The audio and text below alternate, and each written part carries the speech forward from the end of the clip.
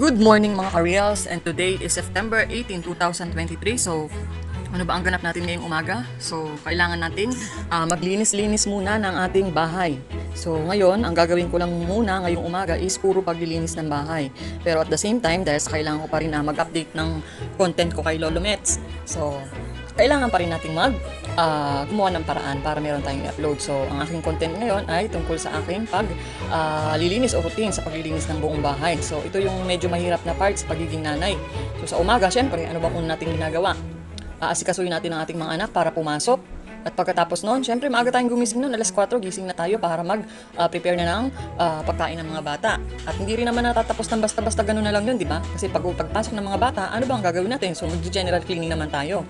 Yun nga lang, syempre sa part ko, medyo mahirap kasi wala nga akong katulong sa bahay. So medyo malaki ang bahay, kaya medyo hirap din ako sa paglilinis nito. So itong part na to, dito pa lang yung aming kainan, pero umubos na ako dyan nag-start ako ng 8 o'clock ng umaga, umubos na ako ng halos 30 minutes dyan sa paglilinis lang pa lang sa aming kainan. So, ang second na lilinisan ko ay dito sa part ng aming living area. So, doon ko saan kami nanonood ng TV ng mga bata. So, iba talaga pag may mga bata sa bahay, makikita mo kung gaano sila kakalat. Lalo na kung nasanay sila na merong naglilinis ng kanilang mga gamit. So, yun nga lang, ang kagandahan nga lang sa akin, lumaki ako sa probinsya namin na sanay din ako maglinis ng bahay. So, nangatulong din ako dati. At kaya, sanay ako kung gaano man karaming kalat yan, kaya ko siyang linisin ng ganon kabilis. So, sa akin ay kumbaga basic na sa akin yan, kahit napakadaming kalat, kumbaga kaya kong tapusin yan sa loob ng isang araw dahil nga sanay ako sa paglilinis ng bahay. So kumbaga sa akin, kahit na gaano kadami yan, kahit na sandamakmak na linisin yan, sanay na sanay ang ating probinsyana. So yun naman ang kagandahan sa mga kumbaga lumaki sa hirap, kasi nga natuto ka na gumawa ng lahat ng gawaing bahay. So magpapasalamat tayo sa ating mga magulang na tinuturuan tayo, bata pa lang tayo, tinuturuan na tayong maglinis-linis ng ating bahay, gumawa ng kusa. Kasi yun yung pinagpapasalamat ko ngayon na matanda na ako, na naturuan ako ng aking magulang na gumawa. So yung mga bata ngayon, kung ang mga bata ngayon tinuturuan kayo ng mga magulang nyo, magpasalamat kayo. Kasi pagtanda nyo, katulad ko, marirealize nyo na talagang magpapasalamat kayo sa mga magulang ninyo na naturuan kayo kung paano kumilos sa gawaing bahay, lalo na ang mga babae. So ang anak ko nga na si Princess, kahit pa paano tinuturuan ko na yan, kasi nga ayoko pagdating ng panahon ay wala siyang alam sa buhay. So, ganun lang ang mas magandang ituro rin natin sa ating mga anak. Hindi lang, syempre, priority na rin natin ituro sa kanila is yung kabutihang asal. Then next, yung pagiging malinis sa bahay. So, nasa pangalawang part pa lang ako ng paglilinis, pero inabot yata ako dito ng halos 45 minutes bago matapos. So medyo malaki-laki, kasi yun nga lang ang mahirap talaga pag malaki ang bahay. Uubos ka din dito ng halos 3 oras, 4 na oras, hindi pa rin ito tapos hanggang maghapon. Wala ka pa sa kalahati ng bahay mo, kumbaga, syempre may pahipahinga pa yan. So ayan, nakita nyo, natapos ko na yung aming living area. So kahit pa paano, masasabi na nalinis ko na yan. So, meron pa tayong, syempre, pang-third. Ano pa yung pang-third nating lilinisin? So, punta naman tayo sa aming kwarto ni Quincy. So, punta tayo dyan sa kwarto ni Quincy kasi nga, dyan kami natutulog. Maraming kabataan ngayon ang medyo malaki ang kaibahan ng kabataan noon, kasi ang mga kabataan ngayon halos nagiging spoiled na sa mga magulang. Kaya siya mahirap man ang katayuan sa buhay o mayaman sa buhay, nagiging spoiled pa rin sila minsan sa ating mga magulang. Dahil siyempre, sabi nga nila, ayaw nating danasin yung buhay na dinanas natin noon, pero mali pala yun. Kailangan pa rin pala natin ipadanas sa kanila yung hirap at kung ano yung mga natutunan natin para paglaki nila, matutunan din nila yung mga bagay na tama. Kumbaga, maging balanse rin tayo ng pagpapalaki sa ating mga anak. Kailangan makatikim din sila ng hirap, at the same time, makatikim din sila ng sarap sa buhay. Kaya itong mga anak ko, habang maaga, talagang tinuturuan ko sila na tumulong sa akin sa gawaing bahay. Pero pag ganito may pasok sila, syempre, solo ko lahat ng trabaho.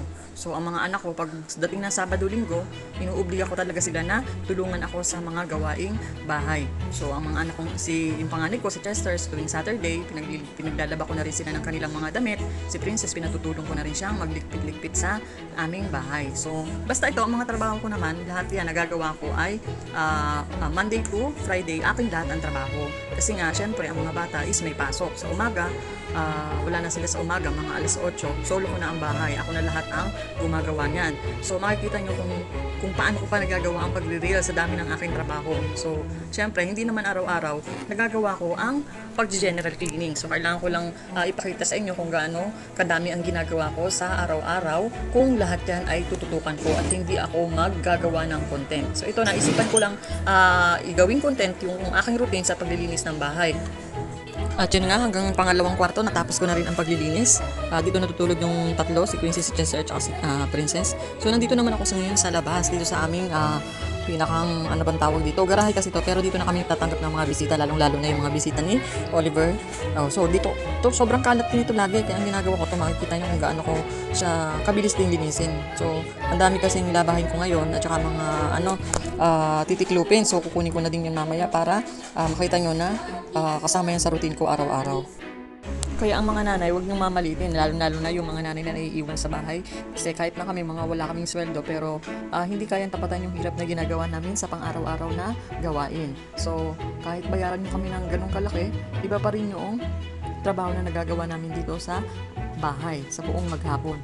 So, ibig kong sabihin, ang mga nanay na naiiwan sa bahay, bigyan natin ng konting respeto at syempre, alamin din natin yung kanilang nararamdaman. Kung sila ba ay napapagod, kung sila ba ay kailangan ding unawain, kung minsan maiinit ang ulo nila, so kailangan din natin ng pangunawa kasi sa maghapon na kanila pagtatrabaho ay talagang sobrang pagod. So, ang mga nanay, ganyan lang yan, maingay yan sa lalo na kapag nakikita nilang makalat ang kanilang nilinis ng buong maghapon. Tapos, makikita yung mga bata pag uwi ng bahay, basta lang ibinababa ang mga gamit. So, medyo konting lang sa mga anak dyan na sana nakakaunawa din kayo na pag nakita nyo naglinis ang inyong magulang, matuto kayong maglagay ng mga gamit sa tamang lagayan para hindi naman kayo makarinig ng hindi magandang sermon ng ating mga magulang. So magkaroon tayo ng konting pakiramdam at konting respeto sa ating nanay na nagligpit at naglinis sa ating pamamahay.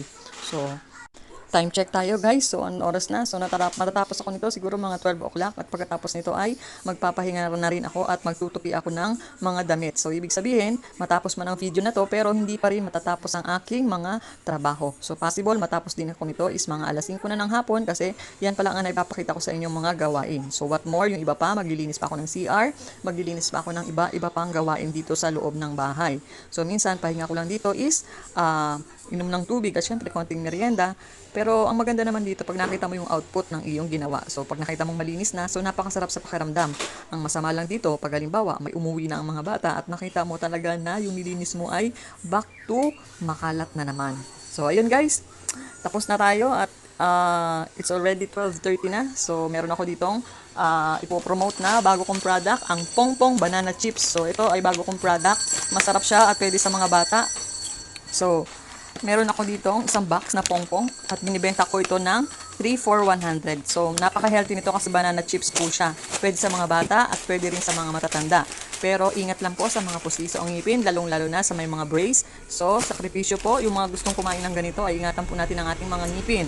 So, ganun lang guys, hanggang dito na lang at sana ma-enjoy nyo yung video ko at panoorin nyo hanggang dulo. At thank you sa lahat ng mga followers ko na hanggang ngayon ay gumalaban at patuloy na lumalaban kahit na namumula ang kanilang mga dashboard. Thank you po. Hanggang sa muli. Bye-bye!